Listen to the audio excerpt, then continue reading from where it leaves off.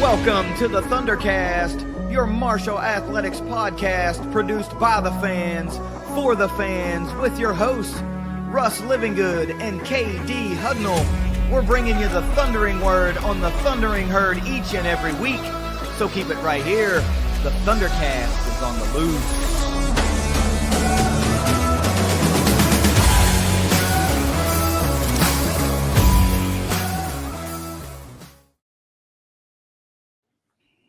Thanks for downloading another episode of the ThunderCast. We are back, baby. Position group breakdowns are rocking and rolling.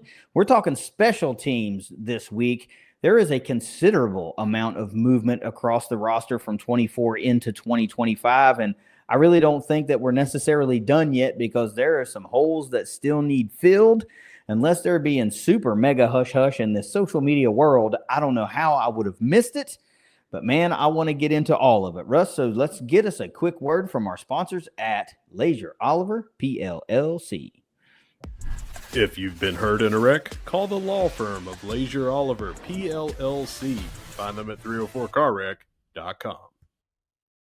All right. As with last week in the offensive line breakdown, if you haven't caught that, head on over to the ThunderCast YouTube channel or wherever you consume our podcasts via Spotify, Apple Podcasts, iHeart, anywhere, and get caught up with the position group breakdown series. We've already got the coaching staff out of the way. We've already got the offensive line in the bank, and now we're talking special teams. So just as last week, Russ, I got to ask you now, what's your temperature with the special teams unit as a whole? We're talking kicks, punts, returns, and defensive side of those returns versus 2024.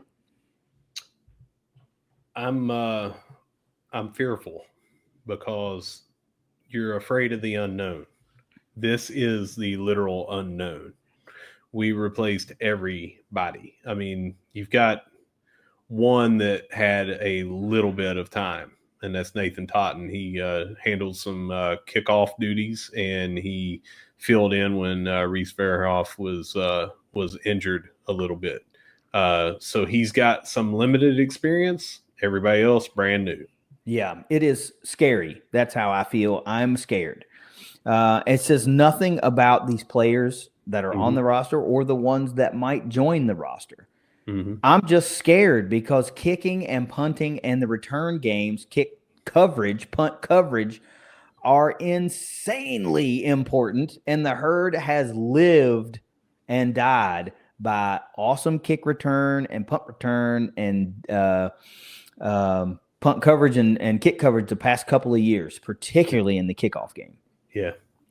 So I'm scared. Having a steady kicker means a whole hell of a lot. You know, you need somebody that's going to tack on that extra point, somebody that's going to get you that chip shot field goal, the guy that's going to be able to get we're down by 2 and we need the field goal to win it type thing. And I don't know what we got. I don't think anybody knows what we got. But let's talk about what we know we have. Special teams units coached by Jackson White. We mentioned him in the coaching breakdown. He is a Marshall alum. Did the holding duties for the herd back in 2017, 18, 19-ish. I think he was a senior in 19. One of the best kicking trios that we had during that era with Matthew Beardall as long snapper, Jackson White holder, and Justin Rowasser as field goal kicker. Everybody remembers the epic series against Western Kentucky at the Joan, where Western Kentucky head coach Tyson Helton tried to ice Rowasser twice, and instead he got 2 practice kicks, and he nailed the third one to give the herd the walk-off victory over the Hilltoppers in the rain. It was an unbelievable sequence, one that I still put on social media all the time.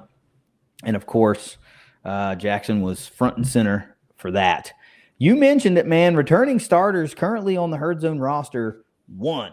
And that's Nathan Totten, who you mentioned did some kickoff duty and a little bit of place kicking. He had a season-high 13 points against Southern Miss, that game that Reese Verhoff was injured.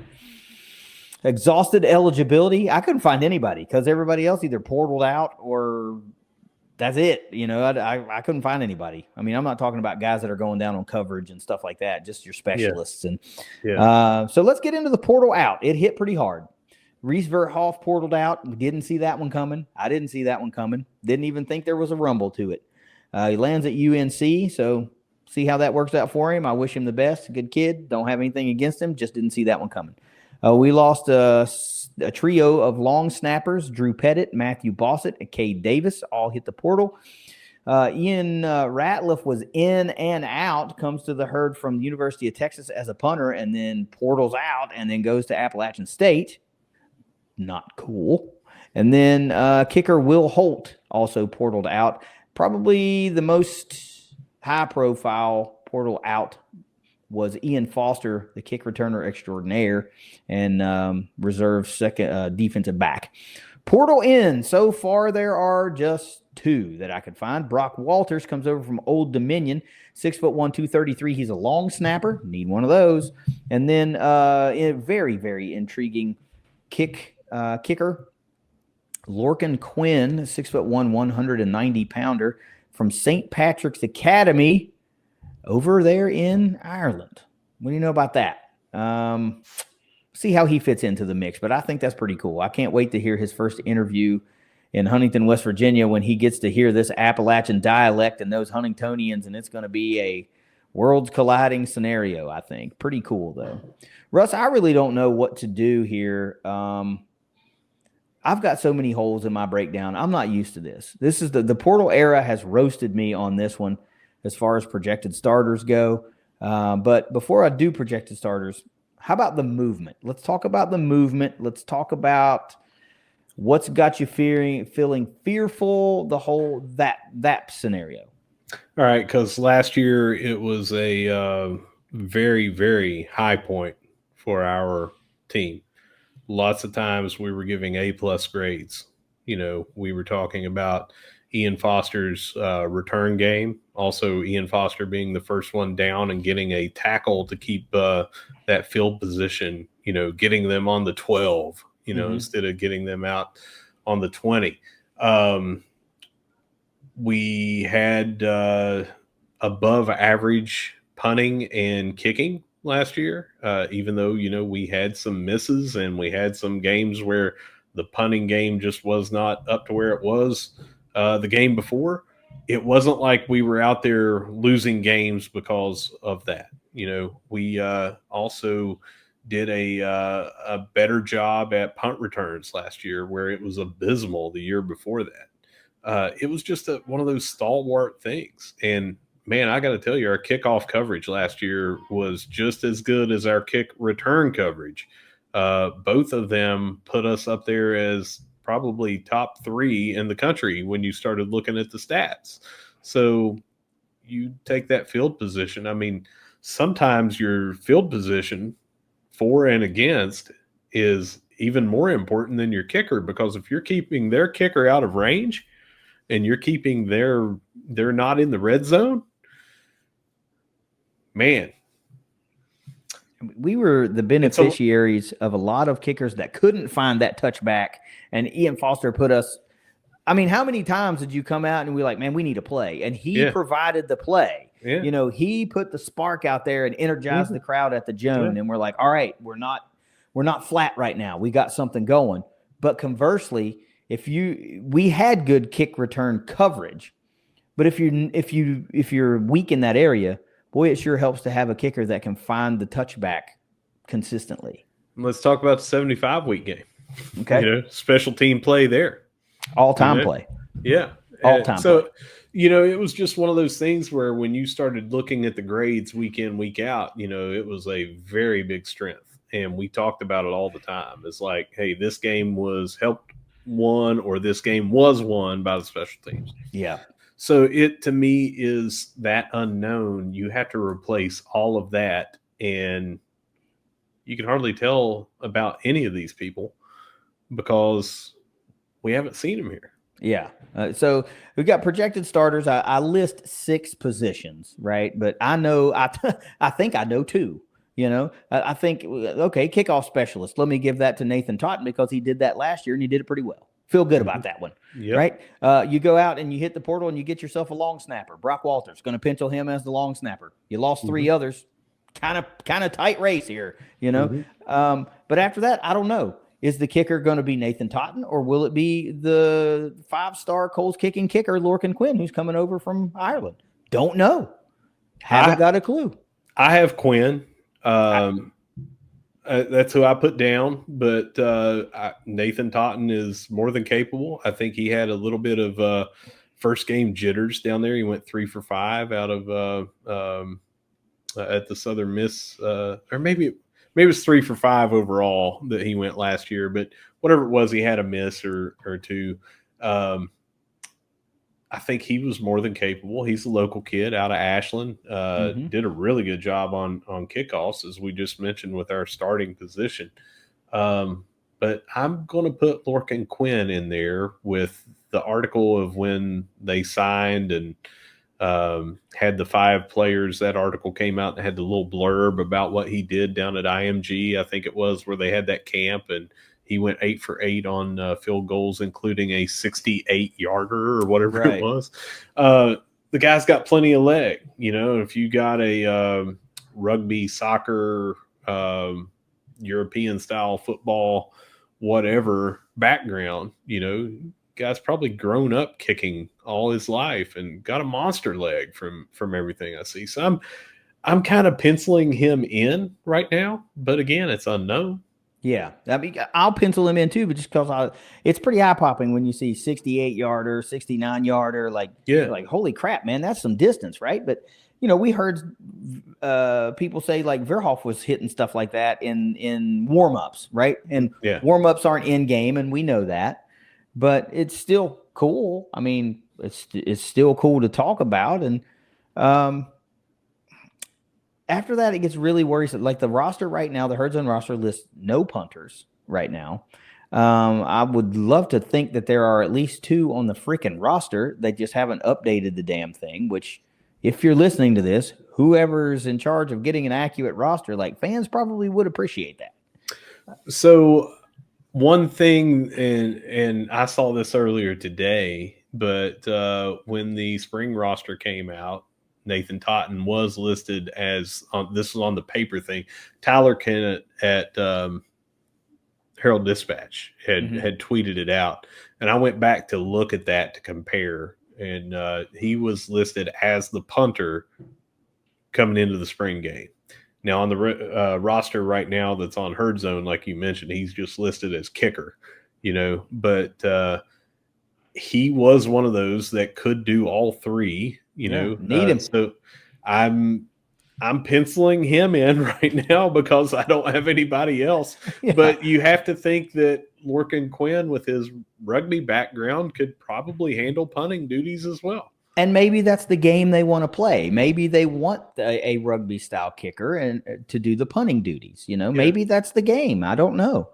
And then punt returners and kick returners are usually just some of the most shot in the dark things. I don't have anybody penciled in right now because I usually don't. I mean, unless it's a returning guy, and Talik Keaton was easy to pencil in. He had done it for a number of years, but I generally lean to, it's either the fastest DBs and wide receivers on the team and that kind of thing, the shiftiest guys, and and I really don't have anybody penciled in right now because I just don't know who is going to rise out and do that, or even wants to do that or likes it. So who you got penciled in there as a punt returner, let's say?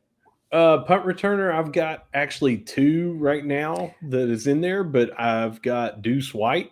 I think that his shiftiness, and he had that touchdown in the spring game from the reverse.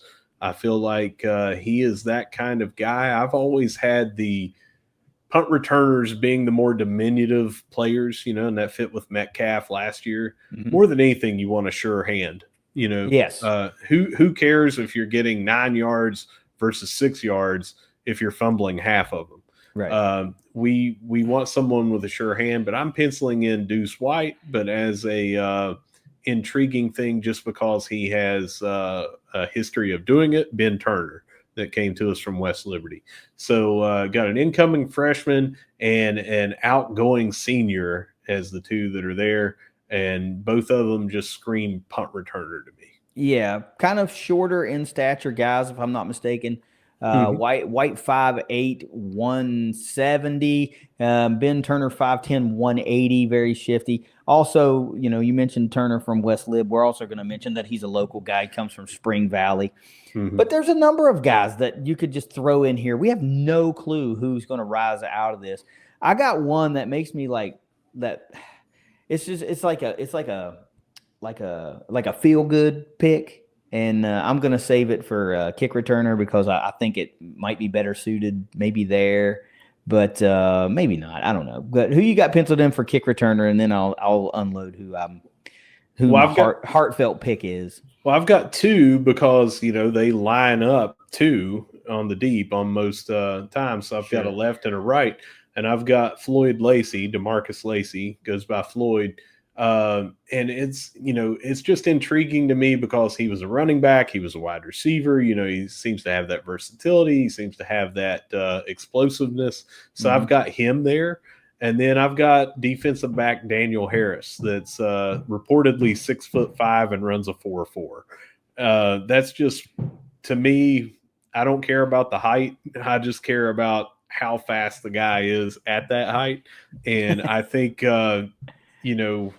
you get that long stride going. It just, it seems to me if you get him out in the open field, if he can get through that wedge and find that seam, that he's gone.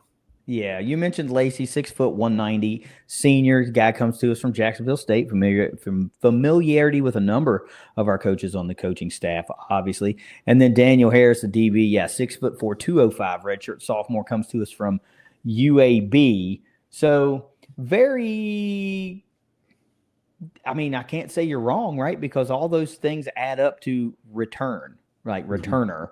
The one that just is hitting me in the feel good, in the heart, is Tony Martin, right? Because the whole thing, Tim Martin, all time great for the Herd, and we know the people of that era know the greatness of Tim Martin.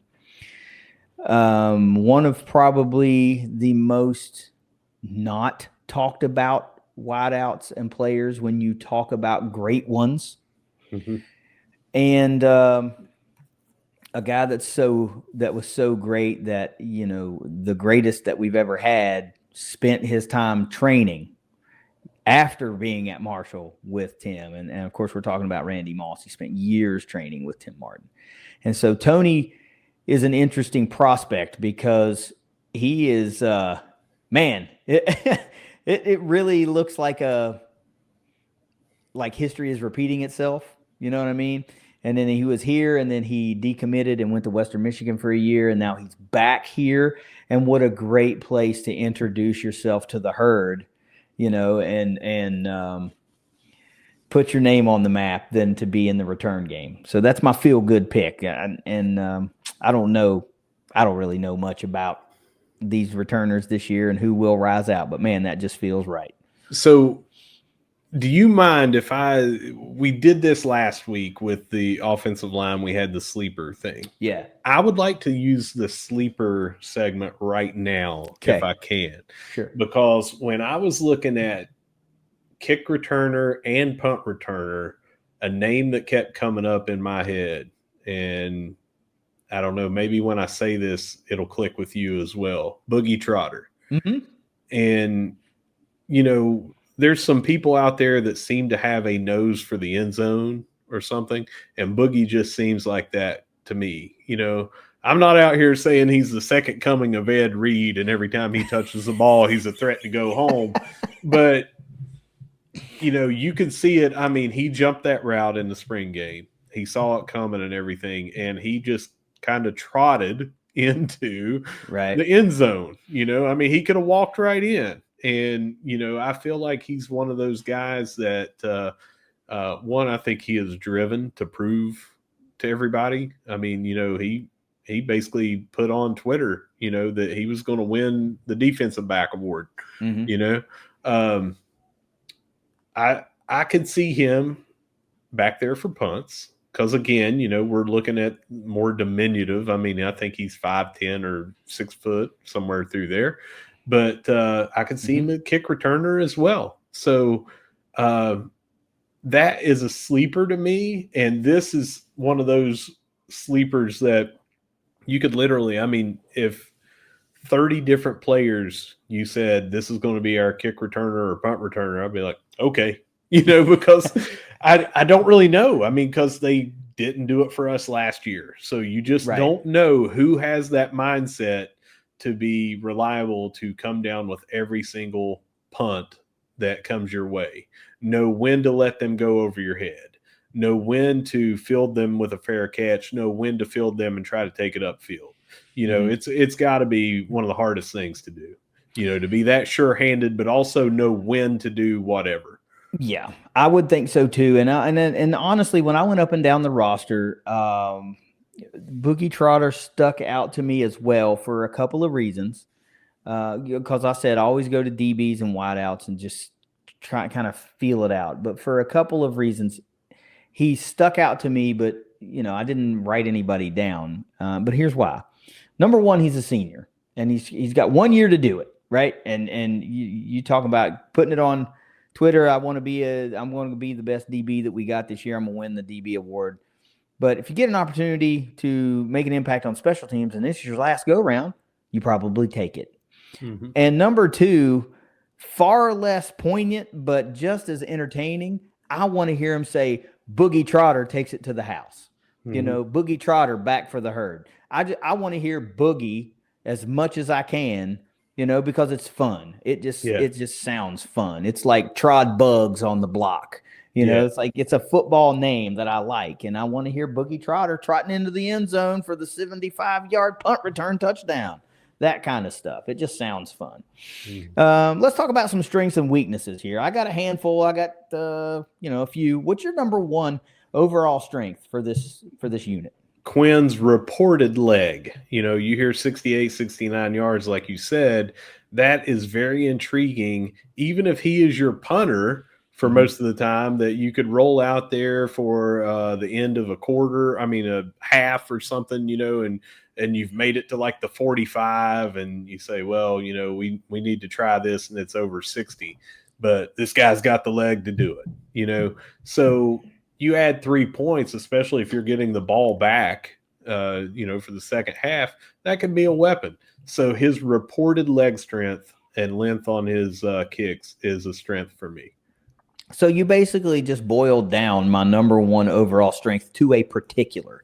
I tried to go a little bit more general with it, and I said my number one so far is that they've recruited well. And the leg of Lorcan Quinn goes into that, but also going out and securing a experienced long snapper plays into that. You lost 3 in the portal. You went out and got one, and you happen to get one from a conference division rival, so that doesn't hurt.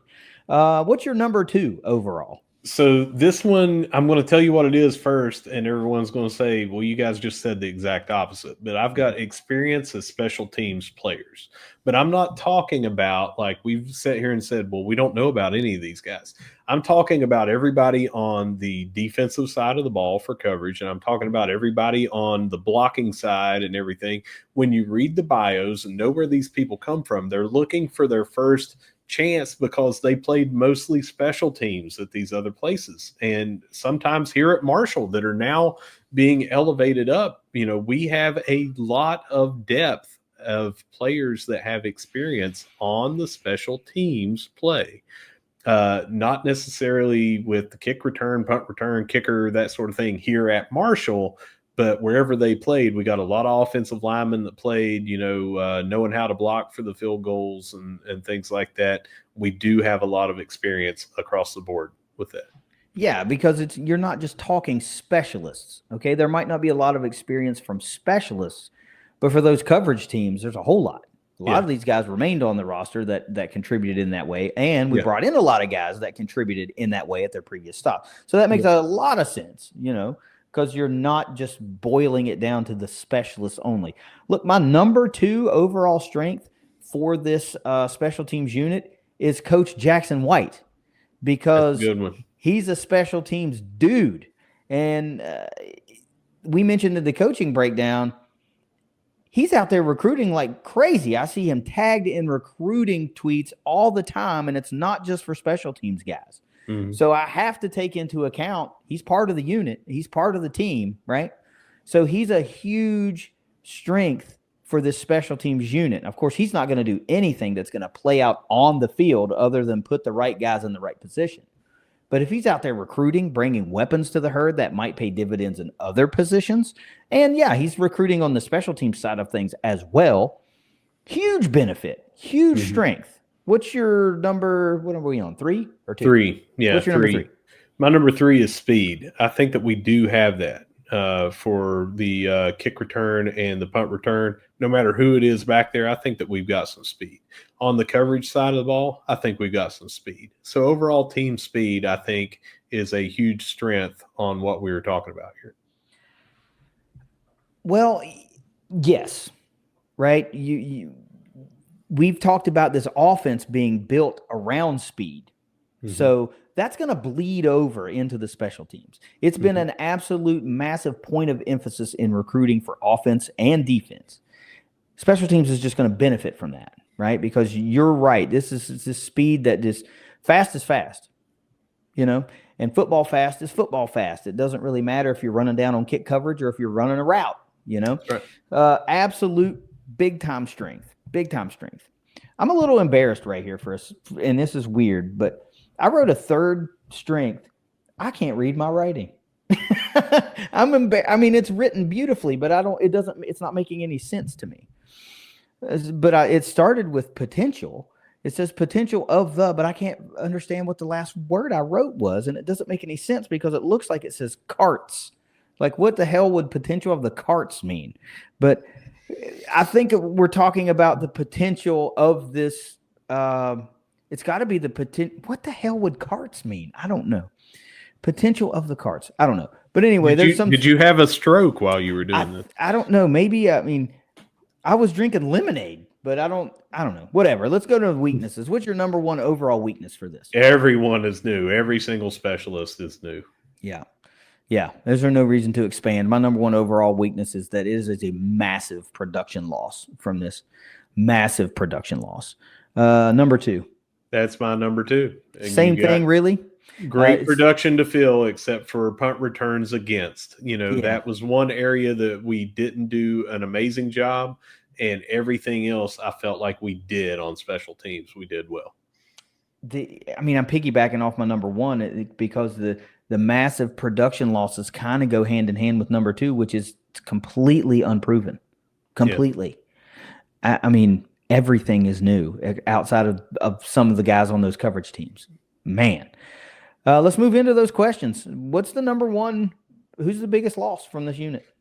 Believe it or not, most of the time people are going to say a kicker or something like that. I've got Ian Foster, and it was his return ability on the kick returns, but also being down there on the punts, being down there on the kickoffs. He was the first guy in there on 85 to 95% of the plays. Yeah. I do. That's not surprising to me because I too chose Ian Foster. He led the nation in kick return average, and he was an absolute missile on coverage. He ignited the crowd time after time, play after play. There was just so many kick returns when we needed something to happen that he got us off and running. We might not have done anything with it, but he got it going. He put the herd on a shorter field many times throughout the season. He's absolutely the biggest loss. With a close second being Reese Verhoff. Number 2, who are you most excited to see in 2025? That big leg, man, Lorcan Quinn. I'm excited to see if he is the guy.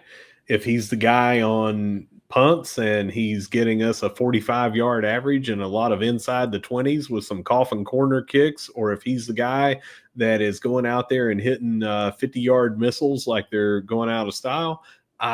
I'm hyped because of what could be from what has been said about him.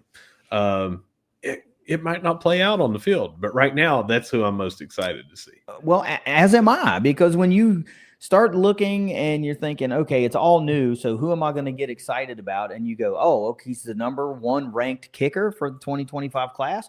Cool. That's something to get excited about. And yeah, I like the added little flavor of an international player. And, like I think the whole thing could turn out to be something really cool outside of being a really good performing football player. I think it's going to be cool to see, the cultures collide and the language collisions and all that stuff. And you come home, he's probably got a preconceived notion of what West Virginia is going to be like. And then you get here, you're like, this is fucking awesome. Like the food's great. Tudor's biscuit. We need that in freaking Ireland, man. This is awesome. So I'm excited for that too. Who's your breakout player? It's Quinn, and it's it could be the most important piece of the special teams, and it's so unknown on who is actually going to be the returner. If I had an idea who the returner was going to be, it might be a difficult or a more difficult question. But right now, I'm expecting Quinn to win the job as kicker, and I'm expecting him to be my most excited person to see. So I expect him to break out newly into the game here, of college football. Yeah. I mean, you can't, I can't say no, but I don't, this took 2 3/4 of an episode for me to cop out for the first time, but I am picking who rises out to be the punt returner. Holy moly. You all right? I'm picking who rises out of the group to be the main punt returner, because I think that's one of the most exciting positions in football. And you have this ability to take a crowd that might be in a lull and just set it on fire. So I think that could be my breakout player. Who's your MVP for the unit in 2025? And it's Quinn for everything that I said before this. The kid that's never stepped foot on campus is almost clean sweeping. This is awesome. We already did the sleeper, which I think fit in the right era. I think that fit in the right area, not era. Of the episode. So let me just ask you, are we better in 2025 than we were in 2024? No. I don't think we are right now either. I mean, you're going to have an extremely consistent kicker, a serviceable punter, an above average kickoff specialist, and someone to lead the nation in kick return average to be better. And I don't think that we're going to get all of those in one year. It's big shoes, because we had an amazing year. And before we sign off on this, I just have a few stats that cement that on what you just said. We already talked about field position and how that could be even bigger than field goal percentage, for instance. But we had a 7.1 punt return average last year on 17 attempts. That average dropped considerably after Elijah Metcalf went down with injury. But even though we only allowed 11 punts last year, punt returns last year, only 11 times did someone try to return on us. One went to the house for a 58-yard touchdown, and we gave up 158 yards. So 100 yards on the other 10, a 10 average. We gave up 14.1 on average with all 11 of those. We were 18 to 25 on field goals last season. 6 of 10 of those came from 40 yards. So hit 6 from behind 40, and that was really good. It's a good number from that distance, but the 5 of 8 from 30 to 39, that you'd like to see that improve. So there is room for growth in those 2 areas. But everything else we just did amazingly well. We punted 57 times last year and only allowed those 11 returns. Nearly 31% of the punts that we kicked were inside the 20. And when you factor in that sometimes you're punting from where you can't even get to the 20, that is, to me, a staggering percentage. I don't know what is normal, but 31 seems pretty daggone high. And only allowing 11 returns seems absurdly well, that we did there. Nearly 13% of our punts went for touchbacks as well. If we got similar numbers to that this year, I think that would do very, very good. So you do have a couple of areas you could improve on. But again, first in the country in kickoff return average, and you've got the starting field percentage. I mean, I think it was like on the 17 was our average that our opponents were starting on us. Mm-hmm. I mean, it's just crazy. Yeah, and these are of course, a lot of this is situational stuff. Like you're talking, you can't put it inside the 20 if you're basically out of range to do that. So a lot of situational things, and I think these kind of kicking stats and things are not kind of what you can do a year over year comparison because of how those are. But kicking, you absolutely can. You know, if you're 6 of 9 from behind 30, or 30 to 39, that's got to be the money range. Like you've got to be dead on, and 40 plus. I get it. You're going to be a little wild but now you've lost your kicker who was pretty damn consistent, and he's going to go kick at UNC. So they must have seen something that they liked and to draw him there. So, hey man, now it's going to fall on somebody new to do it. That's never an easy thing to stomach as a fan because, man, when special teams looks bad, there's nothing that looks worse than bad special teams. I mean, it looks like, did you guys ever play football before? So it's just optically bad. And when it's tight and looks good, man, it's pretty sharp. So you're right. I just don't think we're going to be better this year than last year. But on that, what you were talking about from 39, we were 5 from 8, and that's 62.5%. And we were 60% from beyond 40. So you've got to improve that number. And if we can do that this year, it'll give us a little bit of a, no pun intended, leg up. Sure. But 6 out of 10 from 40, I feel like is beyond respectable. I think that's pretty good. Yeah. I mean, that's definitely good for the college game. And then you throw in all the other stuff we were talking about, plus the points off of turnovers that we had. I mean, you remember Amir Foster had that punt block that I believe went for a touchdown. If not, we got it on like the 1. And then we had the field goal block that was returned. JJ Roberts blocked it. Who returned that? Do you remember? Jacoby Henderson. Yeah, Jacoby Henderson. So, you've got all that stuff and the explosive returns and things like that. I just feel like it is such big shoes to fill that right now we are not better. And you know what? To bring all that back around, we said some of these similar things a year ago because we were replacing Jaden Harrison, an All-American. Yeah. And then enter Ian Foster. And it wasn't the same. Didn't get the 2 touchdowns. Pretty damn close. You know?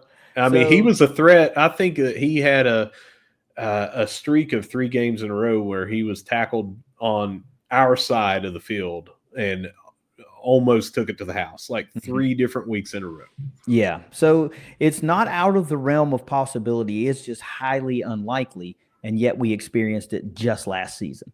Yeah. So I got nothing else, man. I don't know, to be determined what we're going to do after special teams. I can't give you an announcement right now of look forward to this group next. We're going to have to iron that out and see which direction Russ and I want to go.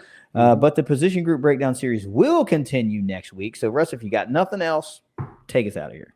Yeah, whether you see us at the Cam, whether you see us at the Joan, or whether you see us at the Dot, no matter where you see us, we're going to be saying, go Herd.